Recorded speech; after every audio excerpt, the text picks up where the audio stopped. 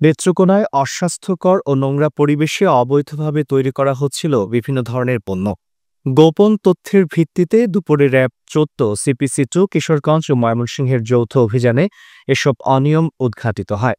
জেলা শহরের শাহ সুলতান রোডের বালুয়াকান্দা এলাকায় অবস্থিত একটি পুরনো রাইস মিল ভাড়া নিয়ে কামরুজ্জামান ও তার সহযোগীরা অবৈধভাবে তৈরি করেছিলেন জুস, কোমল পানীয়, শ্যাম্পু, চা পাতা, বিভিন্ন ব্র্যান্ডের ডিটারজেন্টস এবং সরিষার তেল সহ অন্তত ১৫ প্রকার ভেজাল পণ্য।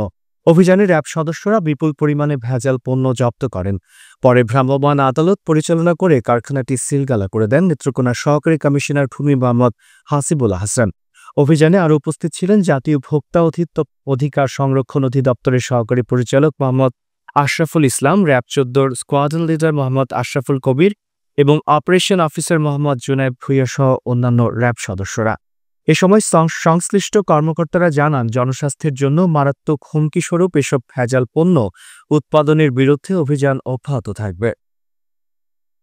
আমার কর্মকর্তা সহকারী কমিশনার ভূমি মহোদয় আমার সাথে উনি মোবাইল কোর্ট পরিচালনা করছেন, ওনাকে সার্বিক সহযোগিতা করছি। গত রাত্রে না সন্ধ্যা থেকে রাত্রে 8:30 পর্যন্ত আমি এই কর্মে ছিলাম এবং গোপন সংবাদের ভিত্তিতে আপনারা যে কাজটা করেছেন আমিও এই কাজটা সার্বিক সহযোগিতা করি। Tipo, quem logo coisa no vídeo, tava,